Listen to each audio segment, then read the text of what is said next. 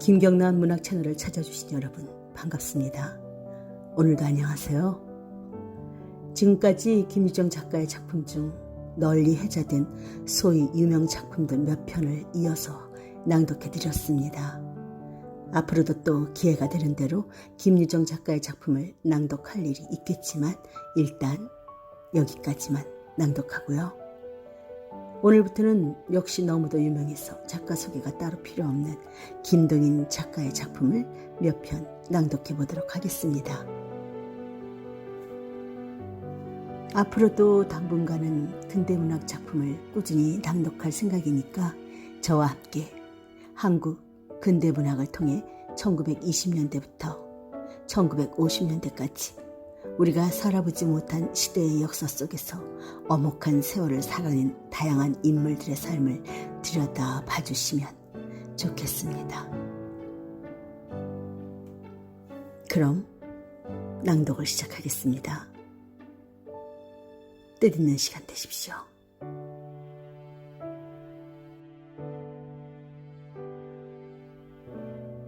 광염 소나타 김동인 출전 중해일보.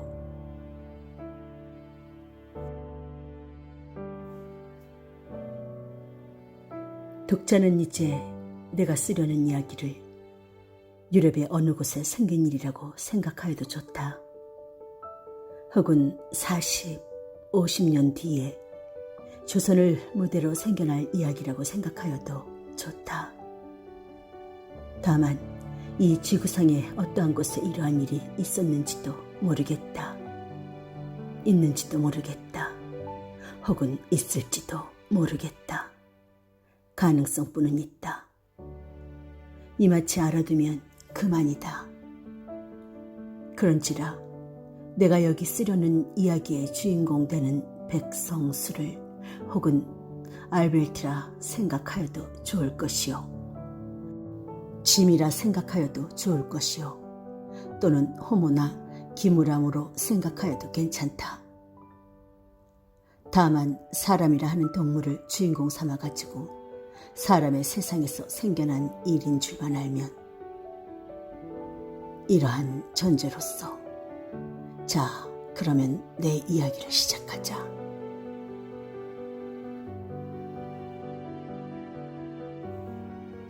기회라 하는 것이 사람을 망하게도 하고 흥하게도 하는 것을 아시오. 네, 새삼스러이 연구할 문제도 아닐걸요. 자, 여기 어떤 상점이 있다 합시다. 그런데 마침 주인도 없고 사한도 없고 온통 비었을 적에 우연히 그 앞을 지나가던 신사가, 그 신사는 재산도 있고 명망도 있는 점잖은 사람인데 그 신사가 빈 상점을 들여다보고 혹은 이렇게 생각할 수도 있지 않아요? 통 비었으니까 도적놈이라도 넉넉히 들어갈 게다. 들어가서 훔치면 아무도 모를 테다. 집은 왜 이렇게 비워둔담? 이런 생각 끝에 혹은 뭐랄까 그 돌발적 변태 심리로서 조그만 물건 하나를 집어서 주머니에 넣는 경우가 있을지도 모르지 않겠습니까? 글쎄요. 있습니다. 있어요. 어떤 여름날 저녁이었었다. 교회를 떠난 교회의 어떤 강변에 두 노인이 앉아서 이런 이야기를 하고 있었다. 그 기회론을 주장하는 사람은 유명한 음악비평가 K씨였었다. 듣는 사람은 사회 교화자의 모씨였었다. 글쎄, 있을까요? 있어요. 좌우간 있다 가정하고 그러한 경우에는 그 책임은 어디 있습니까? 동양 속담 말에 외밭서는 신끈도 다시 매지 말랬으니 그 신사가 책임을 질까요? 그래 버리면 그뿐이지만 그 신사는 점잖은 사람으로서 그런 절대적 기묘한 찬스만 아니더라면 그런 마음은커녕 염도 내지도 않을 사람이라 생각하면 어찌 됩니까? 말하자면 죄는 기회에 있는데 기회라는 무형물은 벌은할 수가 없으니까 그 신사를 가해자로 인정할 수밖에는 지금은 없지요. 그렇습니다. 또 한 가지, 사람의 천재라 하는 것도 경우에 따라서는 어떤 기회가 없으면 영구히 안 나타나고 마는 일이 있는데 그 기회란 것이 어떤 사람에게서 그 사람의 천재와 범죄 본능을 한꺼번에 끌어내었다면 우리는 그 기회를 저주하여야겠습니까? 축복하여야겠습니까? 글쎄요. 선생은 백성수라는 사람을 아시오? 백성수. 자, 기억이 없는데요. 작곡가로서 네, 생각납니다. 유명한 강염 소나타의 작가 말씀이지요? 네, 그 사람이 지금 어디 있는지 아십니까? 모릅니다. 발광했단 말이 있었는데, 네, 지금 정신병원에 감금돼 있는데 그 사람의 일대기를 이야기할게 들으시고 사회교화자로서의 의견을 말씀해 주십시오.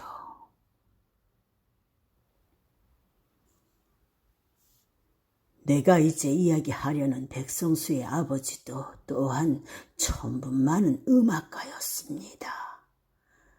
나와는 동창생이었는데 학생 시대부터 벌써 그의 천분은 넉넉히 볼 수가 있었습니다.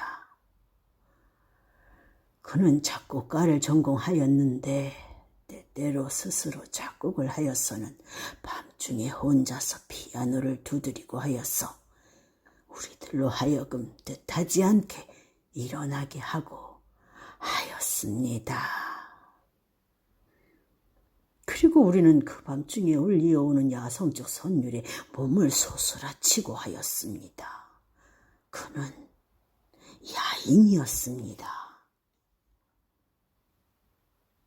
광포스런 야성은 때때로 비에 틀리면 선생을 두들기기가 예사이며 우리 학교 근처에 술집이며 모든 상점 주인들은 그에게 몇 개나 안 얻어맞은 사람이 없었습니다.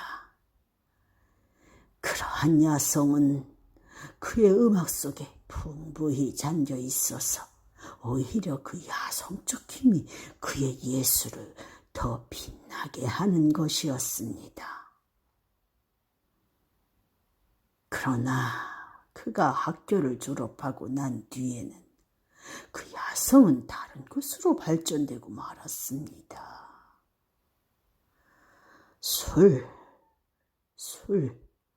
무서운 술이었습니다. 아침부터 저녁까지, 저녁부터 아침까지 술잔이 그의 입에서 떠나지를 않았습니다. 그리고 술을 먹고는 여편네들에게 행패를 하고 경찰서에 구류를 당하고 나와서는 또 같은 일을 하고 작품이 다 무엇일까? 술을 먹은 뒤에 취행에 겨워 때때로 피아노에 앉아서 즉흥으로 탄주를 하고 하였는데 지금 생각하면 그 계기가 사람을 엄습하는 힘과 야성 그런 보물이라 하여도 좋을 것이 많았지만 우리들은 각각 제길 닦기에 바쁜 사람이라 주정꾼의 즉흥악을 일일이 베껴둔다든가 그런 일은 꿈에도 생각하지 않았습니다.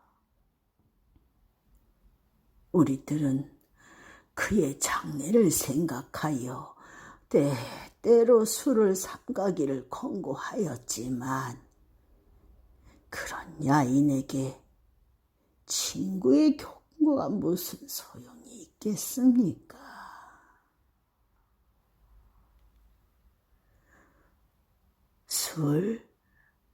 술은 음악이다 하고는 하하하하 웃어버리고 다시 술집으로 달아나고 합니다. 그러한 지 7, 8년이 지난 뒤에 그는 아주 폐인이 되고 말았습니다. 술이 안 들어가면 그의 손은 떨렸습니다. 눈에는 눈곱이 꼈습니다. 그리고 술이 들어가면 그는 그 강포성을 발휘하였습니다. 누구를 물론하고 붙잡고는 입에 술을 부어 넣어 주었습니다. 그러다가는 장소를 불문하고 아무데나 누워서 잡니다. 사실 아까운 천재였습니다. 우리들 새에는 때때로 그의 천분을 생각하고 아깝게 여기는 한숨이 있었지만 세상에서는 그 장래가 무서운 한 천재가 있었다는 것은 몰랐었습니다. 그러는 동안에는 그런 어떤 양가의 처녀를 어떻게 관계를 맺어서 애까지 뱄습니다.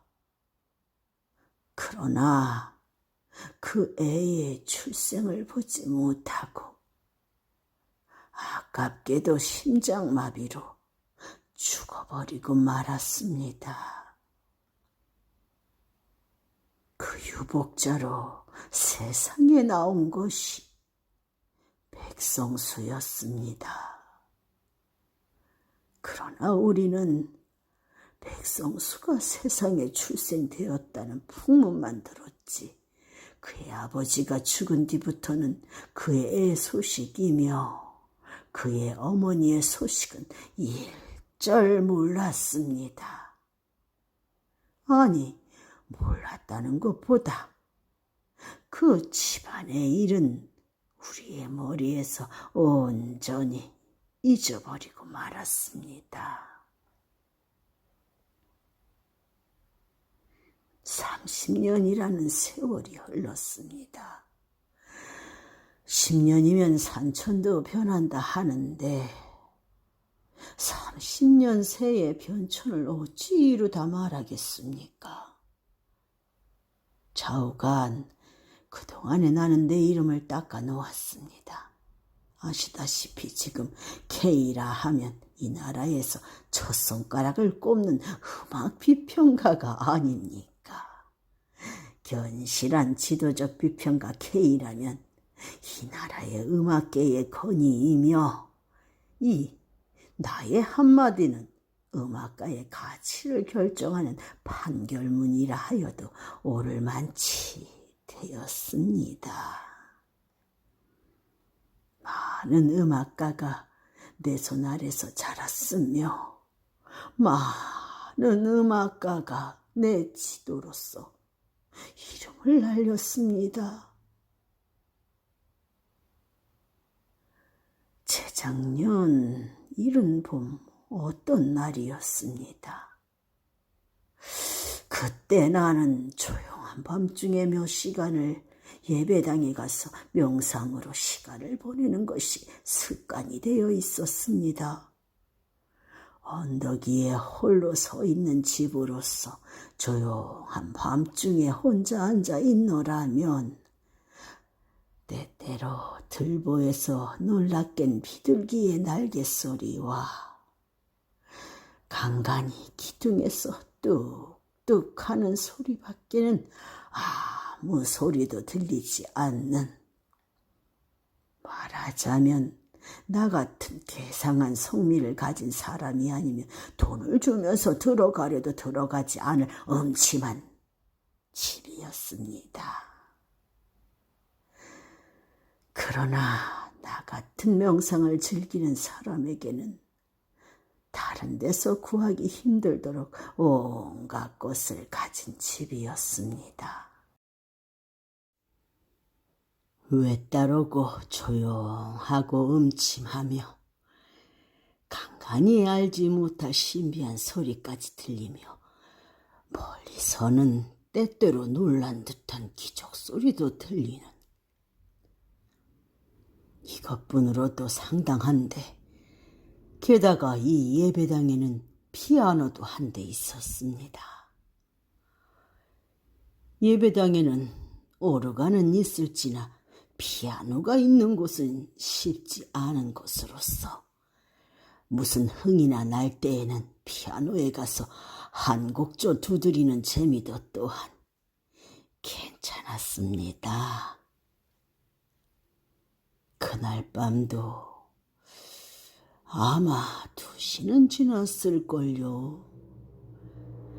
그 예배당에서 혼자서 눈을 감고 조용한 맛을 즐기고 있노라는데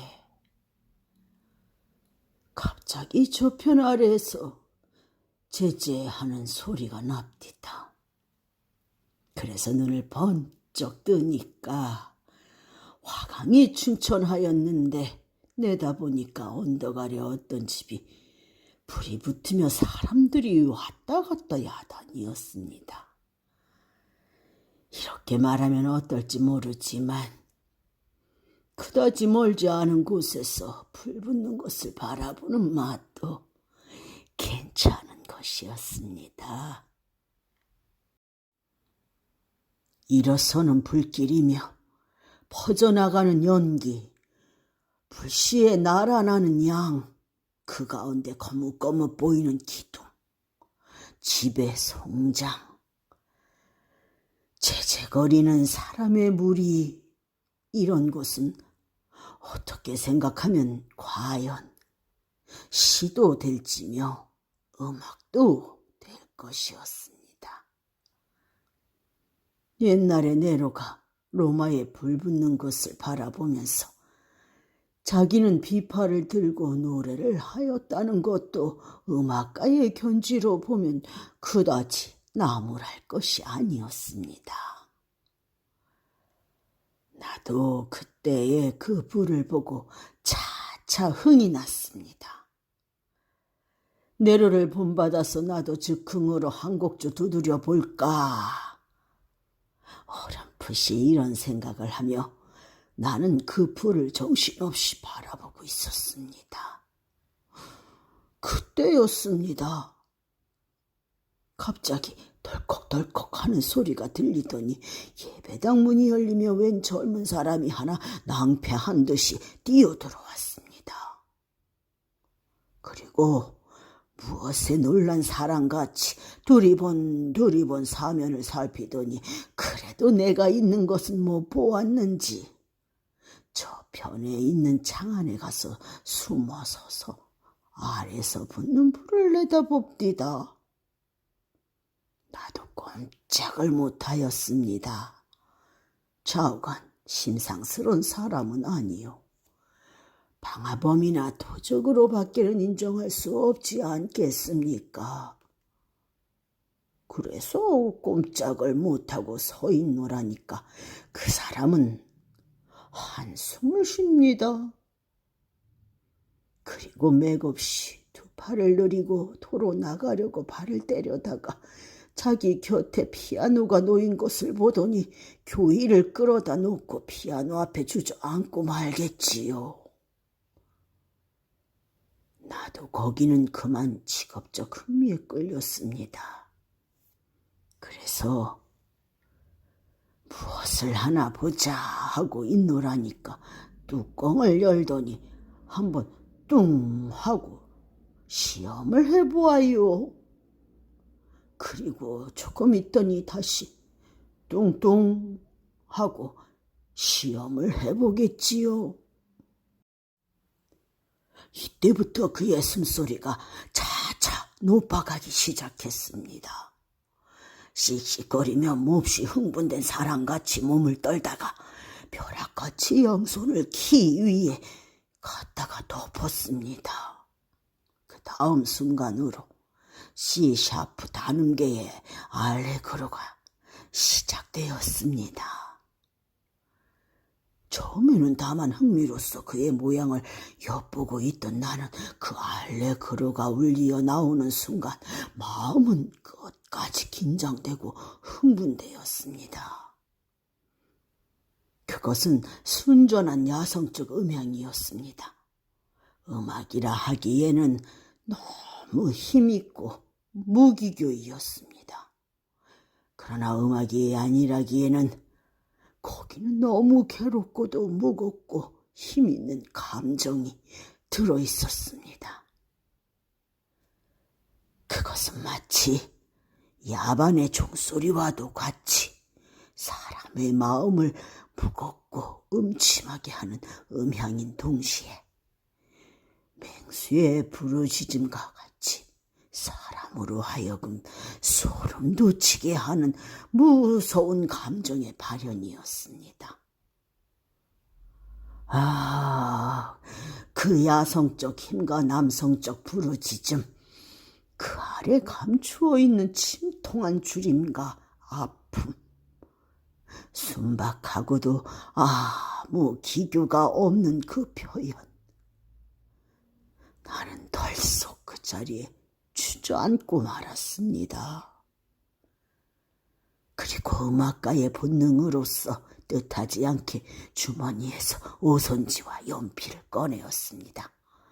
피아노에 울리어 나아가는 소리에 따라서 나의 연필은 오선지 위에서 뛰놀았습니다. 좀 급속도로 시작된 빈곤, 거기 연하여 주림, 꺼져가는 불꽃과 같은 목숨, 그러한 것을 지나서 한참 연속되는 완서조의 압축된 감정, 갑자기 튀어져 나오는 광포, 거기 연한 쾌미, 홍소,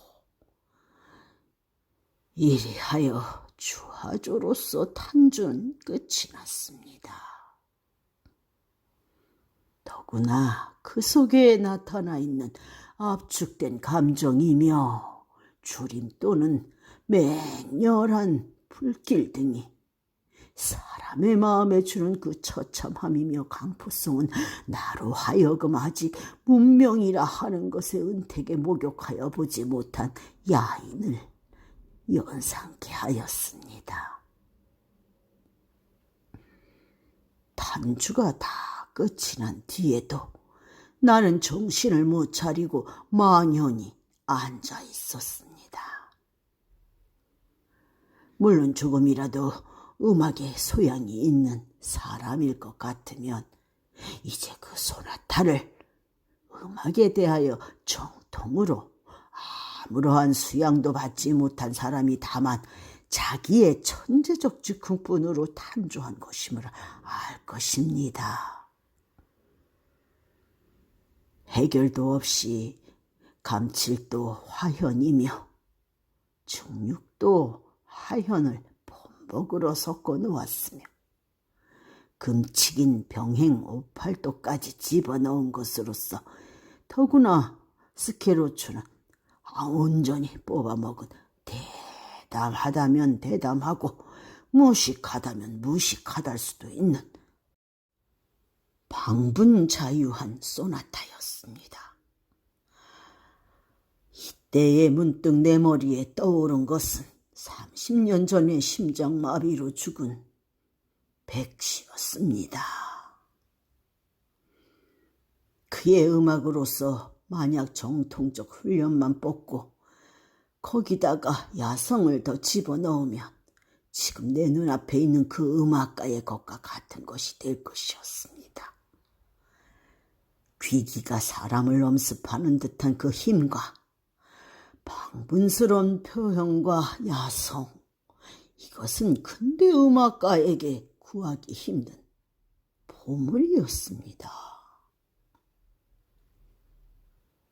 그 소나타에 취하여 한참 정신이 어리둥절히 앉았던 나는 고즈넉히 일어서서 그 피아노 앞에 가서 그의 어깨에 가만히 손을 얹었습니다.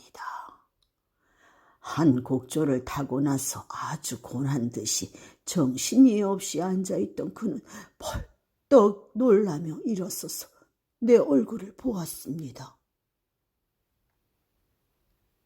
자네 몇 살 났나? 나는 그에게 이렇게 첫말을 물었습니다. 가슴이 답답한 나로서는 이런 말밖에는 갑자기 다른 말이 생각 안 났습니다. 그는 높은 창에서 들어오는 달빛을 받고 있는 내 얼굴을 한순간 쳐다보고 머리를 돌이키고 말았습니다. 배고프나? 나는 두 번째 그에게 물었습니다. 그는 시끄러운 듯이 벌떡 일어섰습니다. 그리고 달빛이 비친 내 얼굴을 정면으로 바라보다가 K 선생님 아니세요? 하면서 나를 붙들었습니다. 그래서 그렇노라고 하니까 사진으로는 늘 봤습니다마는 하면서 다시 맥없이 나를 놓으며 머리를 돌렸습니다. 그 순간 그가 머리를 돌이키는 순간 달빛에 얼핏 나는 그의 얼굴을 처음으로 보았습니다. 그리고 나는 거기서 뜻밖의 30년 전에 죽은 백씨의 모습을 발견하였습니다. 자네 이름이 뭐인가? 백성수. 백성수? 그 백씨의 아들이 아닌가? 30년 전에 자네가 나오기 전에 세상 떠난. 그는 머리를 번쩍 들었습니다. 네? 선생님 어떻게 아세요? 백씨의 아들인가? 같이도 생겼다. 내가 자네의 아버지와 동창이네. 역시 그 애비의 아들이다. 그는 한숨을 길게 쉬며 머리를 수그려 버렸습니다.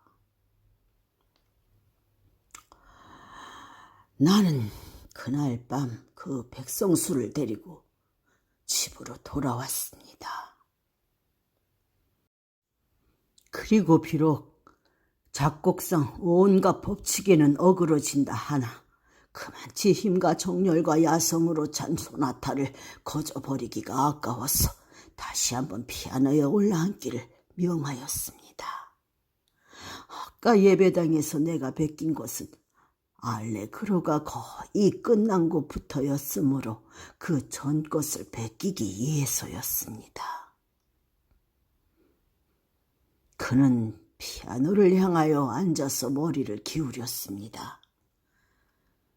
몇 번 손으로 키를 두드려 보다가는 다시 머리를 기울이고 생각하고 하였습니다. 그러나 5번, 6번을 다시 하여 보았으나 아무 효과도 없었습니다. 피아노에서 울려나오는 음향은 규칙 없고 되지 않은 한낱 소음에 지나지 못하였습니다. 야성, 힘, 귀기 그런 것은 없었습니다. 감정의 재뿐이 있었습니다. 선생님, 잘 안 됩니다. 그는 부끄러운 듯이 연하여 고개를 기울이며 이렇게 말하였습니다. 2시간도 못 되어서 벌써 잊어버린담? 나는 그를 밀어놓고 내가 대신하여 피아노 앞에 앉아서 아까 베낀 그 음보를 펴놓았습니다. 그리고 내가 베낀 곳부터 다시 시작하였습니다. 하염, 하염, 빈곤, 주림, 야성적 힘, 기괴한 감금당한 감정. 음보를 보면서 타던 나는 스스로 흥분이 되었습니다. 미상불 그때는 내 눈은 미친 사람같이 번뜩였으며 얼굴은 흥분으로 새빨갛게 되었을 것입니다. 즉 그때에 그가 갑자기 달려들더니 나를 떠밀쳐 버렸습니다. 그리고 자기가 대신하여 앉았습니다. 의자에서 떨어진 나는 너무 흥분되어 다시 일어날 힘도 없이 그 자리에 앉은 대로 그의 양을 쳐다보았습니다. 그는 나를 밀쳐버린 다음에 그 음보를 들고서 읽기 시작하였습니다. 그의 얼굴, 그의 숨소리가 차차 높아지면서 눈은 미친 사람과 같이 빛을 내기 시작하였습니다. 그러더니 그 음보를 획 내어 던지며 문득 벼락같이 그의 두 손은 피아노 위에 덮어폈습니다. C샤프 단음계의 강포스런 소나타는 다시 시작되었습니다. 폭풍우같이 또는 무서운 물결같이 사람으로 하여금 숨막히게 하는 그 힘, 그것은 베토벤 이래로 근대 음악가에서 보지 못하던 광포스런 야성이었습니다.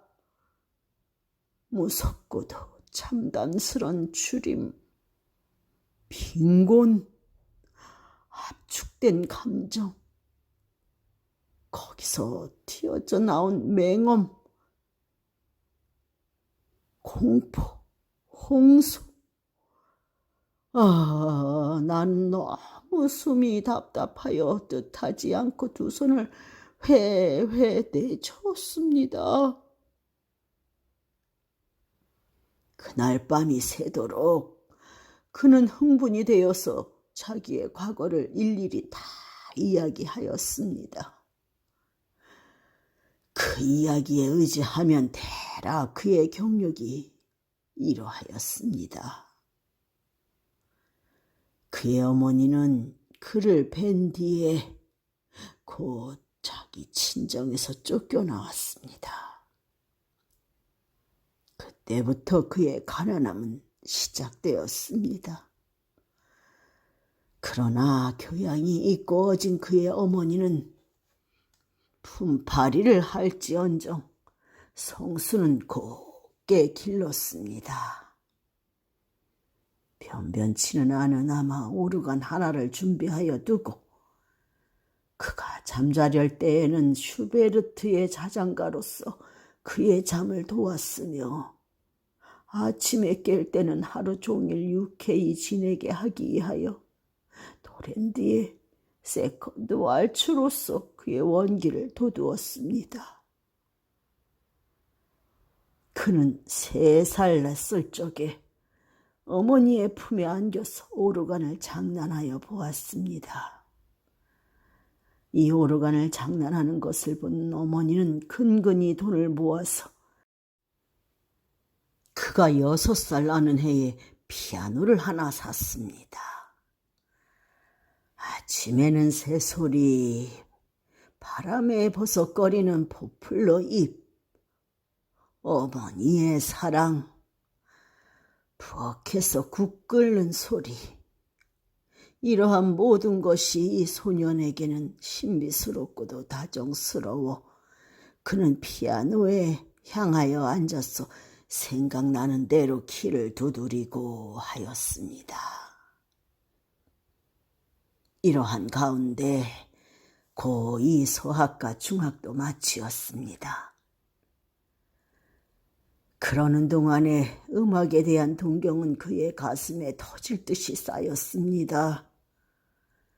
중학을 졸업한 뒤에는 인젠 어머니를 위하여 그는 학업을 중지하지 않을 수가 없었습니다. 그는 어떤 공장의 직공이 되었습니다. 그러나 어진 어머니의 교육 아래서 길러난 그는 비록 직공은 되었다 하나 아주 올량한 사람이었습니다. 그리고 음악에 대한 집착은 조금도 줄지 않았습니다.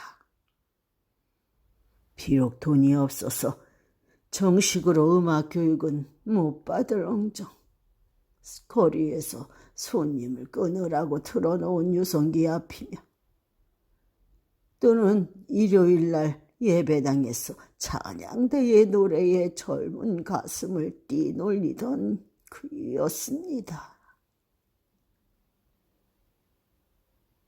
집에서는 피아노 앞을 떠나본 일이 없었습니다. 때때로 비상한 감흥으로 손지를 내어놓고 음보를 그려본 적도 한두 번이 아니었습니다. 그러나 이상한 것은 그만치 뛰놀던 열정과 터질 듯한 감격도 음보로 그려놓으면 아무 긴장도 없는 싱거운 음계가 되어버리고 하였습니다. 왜 그만치 천분이 있고 그만치 열정이 있던 그에게서 왜 그런 재와 같은 음악만 나왔느냐고 물으실 테지요. 거기에 대하여서는 이따가 설명하리라.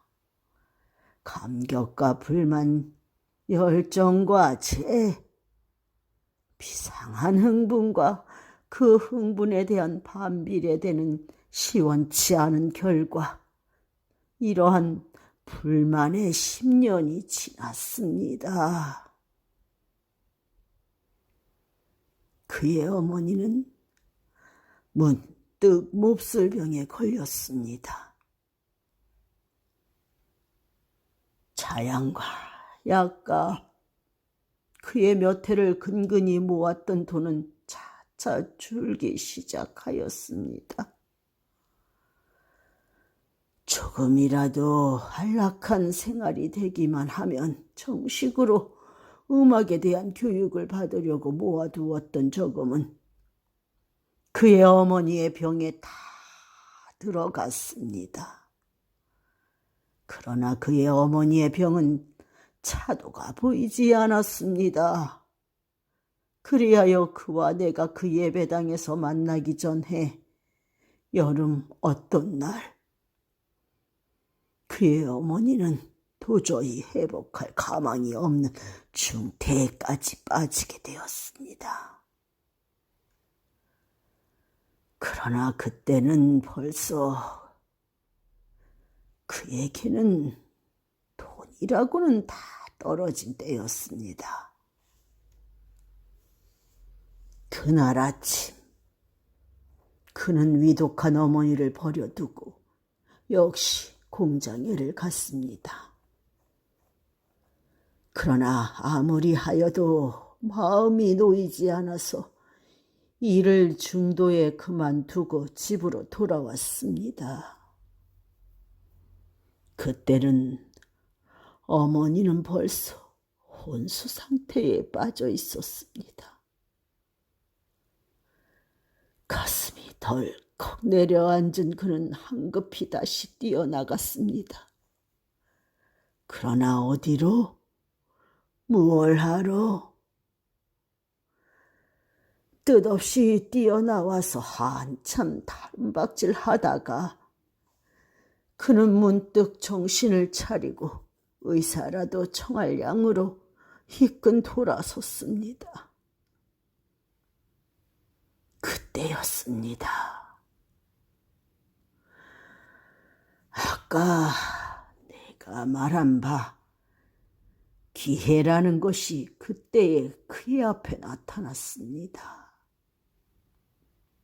그것은 조그만 담배가게 앞이었는데 가게와 안방가에 세의 문은 닫혀 있고 안에는 미상불 사람이 있을지나 가게를 보는 사람은 눈에 안 띄었습니다.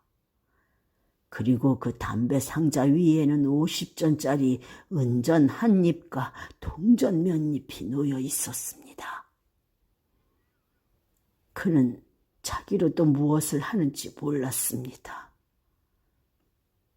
의사를 청하여 오려면 다만 몇 시 전이라도 돈이 있어야겠다는 어렴풋한 생각만 가지고 있던 그는 한번 사면을 살핀 뒤에 벼락같이 그 돈을 쥐고 달아났습니다. 그러나 그는 이 시간도 뛰지 못하여 따라오는 그 집 사람에게 붙들렸습니다. 그는 몇 번을 사정하였습니다. 마지막에는 자기의 어머니가 명제 경각이니 한 시간만 놓아주면 의사를 어머니에게 보내고 다시 오마고까지 하여 보았습니다. 그러나 그런 말은 모두 헛소리로 돌아가고 그는 마침내 경찰서로 가게 되었습니다. 경찰서에서 재판소로, 재판소에서 감옥으로, 이러한 6달 동안에 그는 이를 갈면서 분해하였습니다. 자기 어머니의 운명이 어찌 되었나. 그는 손과 발을 동동 구르면서 안타까워했습니다. 만약 세상을 떠났다 하면 떠나는 순간에 얼마나 자기를 찾았겠습니까? 임종에도 물 한 잔 떠넣어줄 사람이 없는 어머니였습니다. 애타하는 그 모양, 목말라 하는 그 모양을 생각하고는 그 어머니에게 지지 않게 자기도 애타하고 목말라 했습니다. 반년 뒤에 겨우 광명한 세상에 나와서 자기의 오막살이를 찾아가매 거기는 벌써 다른 사람이 들어 있었으며 그의 어머니는 반년 전에 아들을 찾으며 길에까지 기어 나와서 죽었다 합니다. 공동묘지를 가보았으나 분묘조차 발견할 수가 없었습니다. 이리하여 갈 곳이 없이 헤매던 그는 그날도 역시 잘 곳을 찾으러 헤매다가 그 예배당까지 뛰쳐 들어온 것이었습니다. 여기까지 이야기해오던 K씨는 문득 말을 끊었다. 그리고 마드로스 파이프를 꺼내어 담배를 피워가지고 빨면서 모씨에게 향하였다. 선생은 이제 내가 이야기한 가운데 모순된 점을 발견 못하셨습니까? 글쎄요. 그럼 내가 대신 물으리다. 백성수는 그만치 천분이 많은 음악가였었는데 왜 그 광염 소나타를 짓기 전에는 그만치 흥분되고 긴장되었다가도 일단 음보로 만들어 놓으면 아주 힘없는 것이 되어버리고 했겠습니까? 그게야 미상불 그때의 흥분이 강령 소나타를 지을 때의 흥분만 못한 용고겠지요? 그렇게 해석하세요. 듣고 보니 그것은 한 해석이 되기는 합니다. 그러나 나는 그렇게 해석 안 하는데요. 그럼 K씨는 어떻게 해석하십니까? 내 해석은 말하는 것보다 그 백성수한테서 내게로 온 편지가 한 장 있는데 그것을 보여드리리다. 선생은 오늘 바쁘시지 않으세요? 일은 없습니다. 그러면 우리 집까지 잠깐 같이 가보실까요? 가지요. 두 노인은 일어섰다.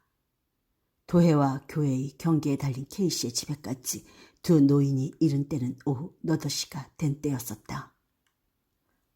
두 노인은 K씨의 서재에 마주 앉았다.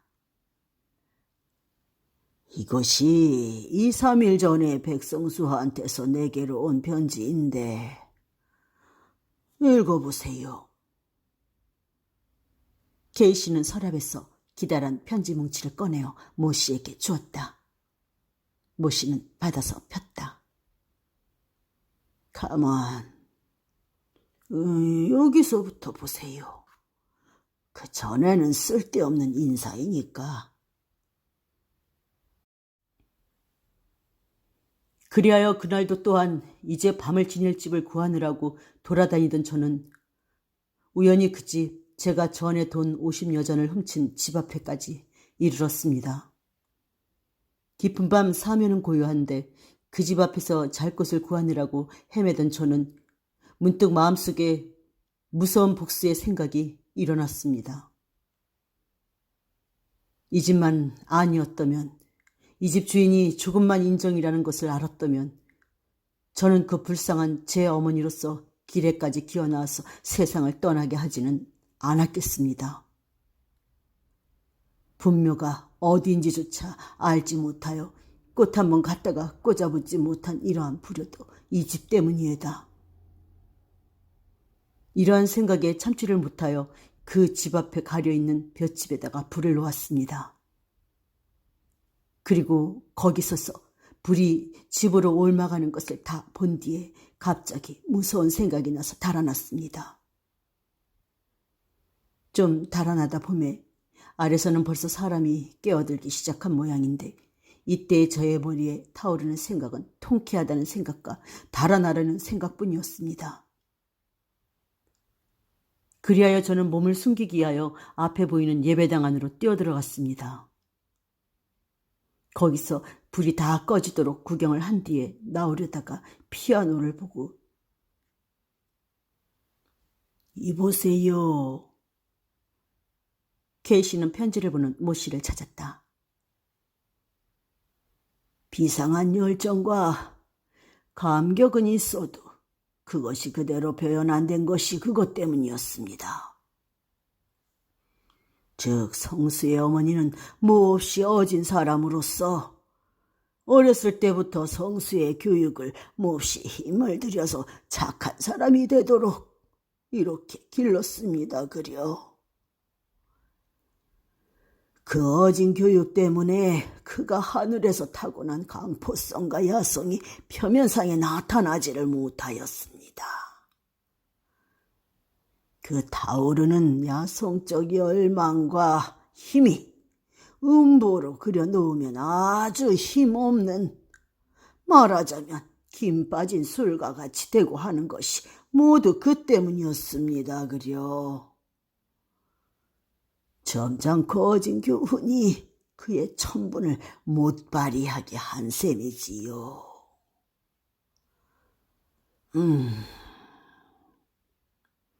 그것이 그 사람 성수가 감옥 생활을 할 동안에 한 번 씻기기는 하였으나 그러나 사람의 교양이라 하는 것이 온전히 씻지는 못하는 것이 왜다. 그러다가 그 원수의 집 앞에서 갑자기 말하자면 돌발적으로 야성과 광포성이 나타나서 불을 놓고 예배당 안에 숨어 서서 그 야성적 광포적 케미를 한껏 즐긴 다음에 그에게서 폭발하여 나온 것이 그 강념 소나타였구려. 일어서는 불길, 사람의 비명, 온갖 것을 무시하고 퍼져나가는 불의 세력. 이런 것은 사실 야성적 케미 가운데 으뜸이 되는 것이니까요. 아셨습니까? 그러면 그 다음에 그 편지에 여기부터 또 보세요.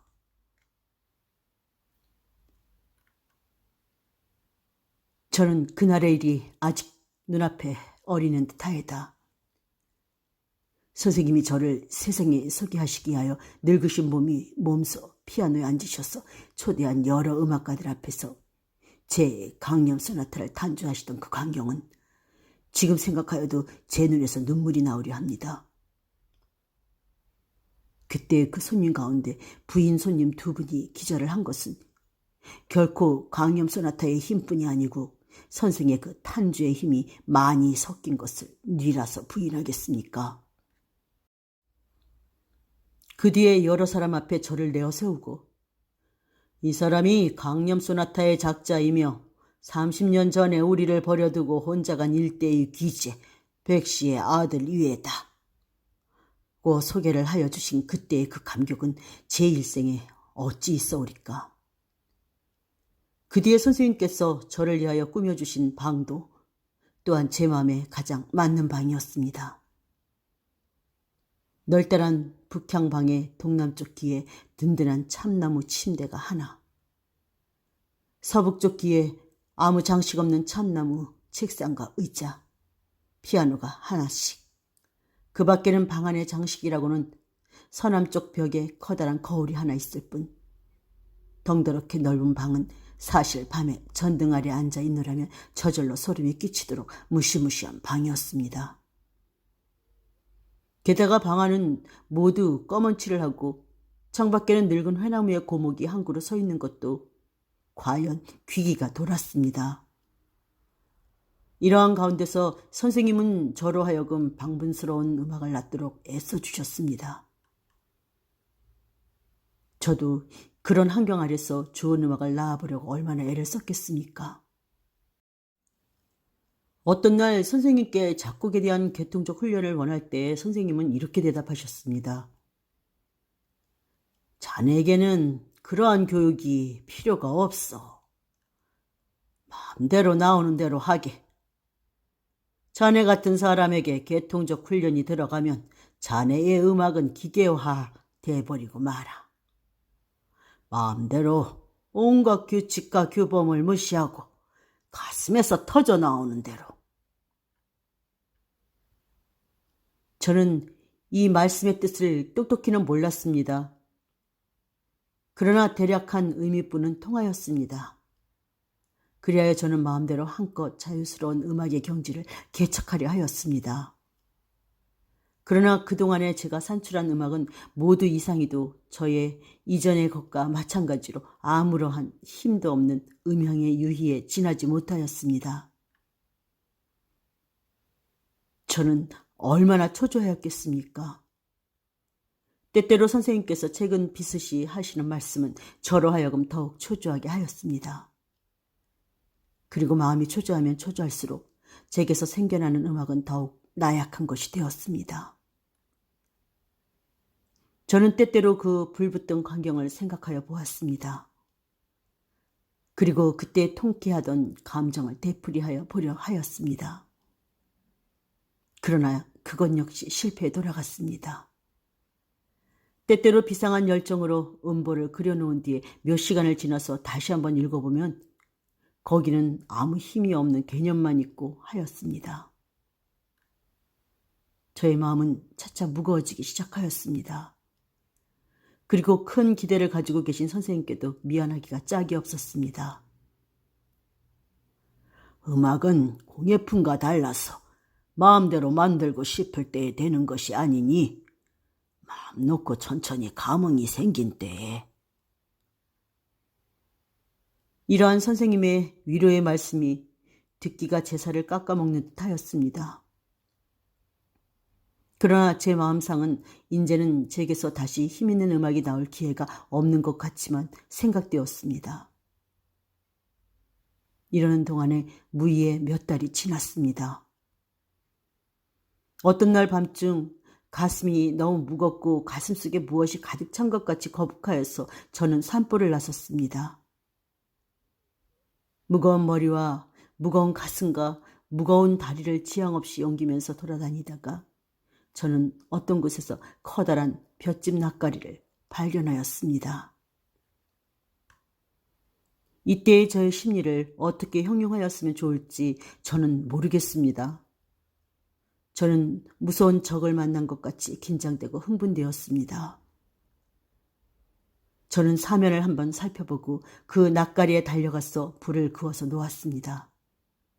그리고 갑자기 무서움증이 생겨서 돌아서서 달아나다가 멀찌감이까지 달아나서 돌아보니까 불길은 벌써 하늘을 찌를 듯이 일어났습니다. 왁왁 꺄꺄 사람들이 부르짖는 소리도 들렸습니다. 저는 다시 그곳까지 가서 그 무서운 불길에 날아올라가는 볏집이며 그 낯가리에 연달아 있는 집을 헐어내는 광경을 구경하다가 문득 흥분되어서 집으로 돌아왔습니다. 그날 밤에 된 것이 성난 파도이었습니다. 그 뒤에 이 도해에서 일어난 알지 못할 몇 가지의 불은 모두 제가 질러놓은 것이었습니다. 그리고 불이 있던 날 밤마다 저는 한 가지 음악을 얻었습니다. 며칠을 연하여 가슴이 몹시 무겁다가 그것이 마침내 식체와 같이 거북하고 답답하게 되는 때는 저는 뜻없이 거리를 나갑니다.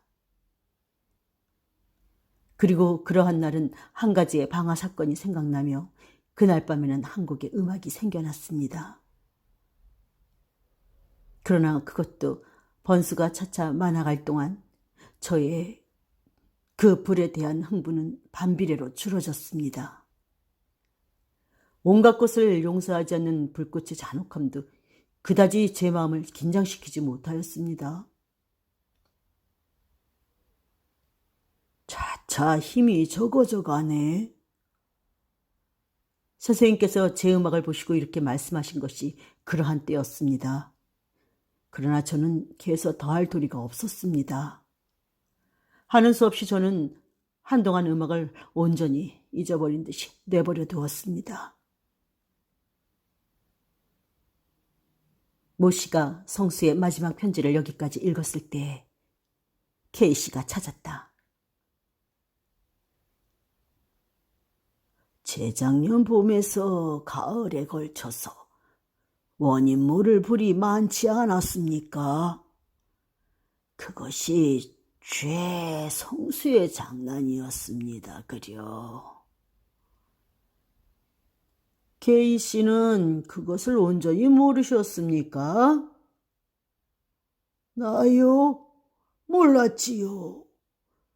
그런데 그 어떤 날 밤이구려. 성수는 기대에 반해서 우리 집으로 온 지 여러 달이 됐지만 한 번도 힘 있는 것을 지어본 일이 없겠지요. 그래서 저 사람에게 무슨 흥분될 재료를 줄 수가 없나 하고 혼자 생각하며 있더랬는데 그때 K씨는 손을 들어 남편 쪽 창을 가리켰다. 저편 꽤 멀리서 불 붙는 것이 눈에 뜨입디다 그려. 그래서 저것을 성수에게 보이면 혹 그때의 감정. 그때는 나는 그 담배장수네 집에 불이 일어난 것도 성수의 장난인 줄은 꿈에도 생각을 안 했구려. 부활시킬지도 모르겠다. 이렇게 생각하고 성수의 방으로 올라가려는데 문득 성수의 방에서 피아노 소리가 울려 나옵니다. 그려. 나는 올라가려던 발을 부지중 멈추고 말았지요. 역시 C 샤프 단음계로서 제1곡은 뽑아먹고 아다지오에서 시작되는데 고요하고 잔잔한 바다, 수평선 위로 넘어가려는 저녁해. 이러한 온화한 것이 차차 스케로초로 들어가서는 소낙비, 풍랑, 번개질, 무서운 바람소리, 우레질, 전복되는 배, 고온에서 물에 떨어지는 갈매기, 한번 뒤집어 쓰면서 해일에 쓸려나가는 동네 사람의 부르짖음, 흥분에서 흥분, 강포에서 강포, 야성에서 야성, 온갖 공포와 포악한 광경이 눈앞에 어리거리는데 이 늙은 내가 그만 흥분에 못 견디어 뜻하지 않고 그만두어 달라고 고함친 것만으로도 짐작하시겠지요. 그리고 올라가서 보니까 그는 단주를 끝내고 피곤한 듯이 피아노에 기대고 앉아있고 이제 탄주한 것은 벌써 성난 파도라는 제목 아래 음보로 되어 있습니다. 그러면 성수는 불을 2번 놓고 2막을 얻었다는 말씀이지요? 그렇지요. 그러고 그 뒤부터는 한 10여일 건너서는 하나씩 지었는데 그것이 지금 보면 한 가지의 방화 사건이 생길 때마다 생겨난 것이었습니다. 그러나 그의 편지 맙다나 얼마 지나서부터는 차차 그 힘과 야성이 적어지기 시작했지요. 그래서 가만 계십시오. 그 사람이 그 다음에도 피의 선율이나 그 밖에 유명한 곡조를 여러 개 만들지 않았습니까? 글쎄 말이외다. 거기에 대한 설명은 그 편지를 또 보십시오. 여기서부터 또 보시면 알리다. 다리 아래로서 나오려는데 무엇이 발길에 채는 것이 있었습니다. 성냥을 그어가지고 보니까 그것은 웬 늙은이의 송장이었습니다. 저는 그것이 무서워서 달아나려다가 돌아서려던 발을 다시 돌이켰습니다. 그리고 선생님은 이제 제가 쓰는 일을 이해하여 주실는지요? 그것은 너무도 기괴한 일이라 저로서도 믿어지지 않는 일이었습니다. 그 송장을 타고 앉았습니다. 그리고 그 송장의 옷을 모두 찢어서 사면으로 내어 던진 뒤에 그 벌거벗은 송장을 제 힘이라 생각되지 않는 무서운 힘으로써 높이 쳐들어서 저편으로 내어 던졌습니다. 그런 뒤에는 마치 고양이가 알을 가지고 놀듯 다시 뛰어가서 그 송장을 들어서 도로 이편으로 던졌습니다. 이렇게 몇 번을 하여 머리가 깨지고 배가 터지고 그 송장은 보기에도 참혹스러이 되었습니다. 그리하여 그 송장을 다시 만질 곳이 없이 된 뒤에 저는 그만 곤하여 그 자리에 앉아서 쉬려다가 갑자기 마음이 긴장되고 흥분되어서 집으로 달려왔습니다. 그날 밤에 된 것이 피의 선율이었습니다. 선생은 이러한 심리를 아시겠습니까? 글쎄요. 아마 모르실걸요. 그러나 예술가로서는 능히 머리를 끄덕일 수 있는 심리에다. 그리고 또 여기를 읽어보십시오. 그 여자가 죽었다는 것은 제게는 사실 뜻밖이었습니다. 저는 그날 밤 혼자 몰래 그 여자의 무덤을 찾아갔습니다. 그리고 7, 8시간 전에 묻어놓은 그의 무덤의 흙을 다시 파서 그의 시체를 꺼내어 놓았습니다. 푸르른 달빛 아래 누워있는 아름다운 그의 모양은 과연 선녀와 같았습니다.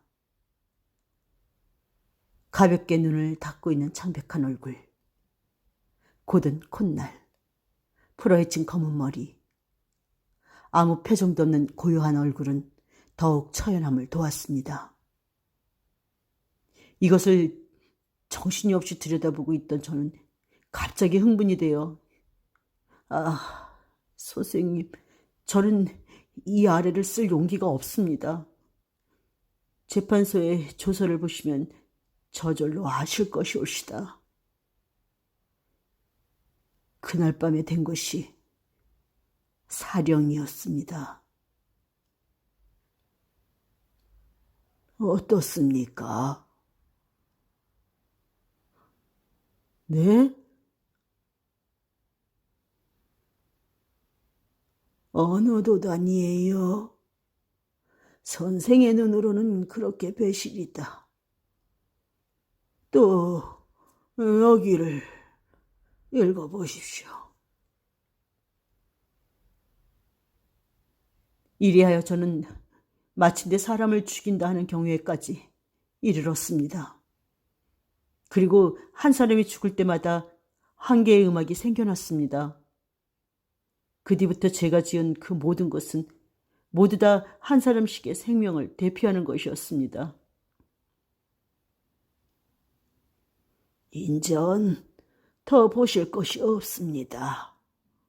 그런데 그만큼 보셨으면 성수에 대한 대략한 일은 아셨을 터인데 거기에 대한 의견이 어떻습니까? 네? 어떤 의견 말씀이 오리까? 어떤 기회라는 것이 어떤 사람에게서 그 사람이 가지고 있는 천재와 함께 범죄 본능까지 끌어내었다 하면 우리는 그 기회를 저주하여야겠습니까? 혹은 축복하여야겠습니까? 이 성수의 일로 말하자면 방화, 사체, 모욕, 시간, 살인, 온갖 죄를 다 범했어요. 우리 예술가 협회에서 별로 수단을 다 써서 정부에 탄원하고 재판소에 탄원하고 해서 겨우 성수를 정신병자라 하는 명목 안에 정신병원에 감금했지. 그렇지 않으면 당장의 사형이 아닙니까? 그런데 이제 그 편지를 보셔도 짐작하시겠지만 평상시에는 그 사람은 아주 명민하고 점잖고 온화한 청년입니다. 그러나 때때로 그 흥분 때문에 눈이 아득하여져서 무서운 죄를 범하고 그 죄를 범한 다음에는 훌륭한 예술을 하나씩 산출합니다.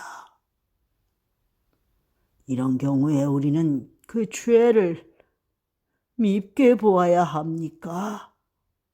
혹은 그 범죄 때문에 생겨난 예술을 보아서 죄를 용서하여야 합니까? 그게야 죄를 범치 않고 예술을 만들어냈으면 더 좋지 않습니까? 물론이지요. 그러나 이 성수 같은 사람도 있는 것이니까 이런 경우엔 어떻게 해결하렵니까? 죄를 버려야지요. 죄악이 성하는 것을 그냥 볼 수는 없습니다. 케이씨는 머리를 끄덕였다. 그렇겠습니다. 그러나 우리 예술가의 견지로는 또 이렇게 볼 수도 있습니다. 베토벤 이후로는 음악이라 하는 것이 차차 힘이 빠져가서 꽃이나 계집이나 찬미할 줄 알고 연애나 칭송할 줄 알아서 선이 굵은 것은 볼 수가 없이 되었습니다. 게다가 엄정한 작곡법이 있어서 그것은 마치 수학의 방정식과 같이 작곡에 대한 온갖 자유스러운 경지를 제한해 놓았으니까 이후에 생겨나는 음악은 새로운 길을 개척하기 전에는 한 기술이 될 것이지 예술이 될 수는 없습니다. 예술가에게는 이것이 쓸쓸해요. 힘있는 예술, 선이 굵은 예술, 야성으로 충일된 예술, 이것을 기다린 지 오랬습니다. 그럴 때 백성수가 나타났습니다. 사실 말이지 백성수의 그새의 예술은 그 하나하나가 모두 우리의 문화를 영구히 빛낼 보물입니다. 우리의 문화의 기념탑입니다. 방하, 살인, 변변치 않은 집게, 변변치 않은 사람개는 그의 예술의 하나가 산출되는 데 희생하라면 결코 아깝지 않습니다. 1000년에 한 번, 10,000년에 한 번 날지 못 날지 모르는 그 천재를 몇 개의 변변치 않은 범죄를 구실로 이 세상에서 없이 하여 버린다 하는 것은 더 큰 죄악이 아닐까요? 적어도 우리 예술가에게는 그렇게 생각됩니다.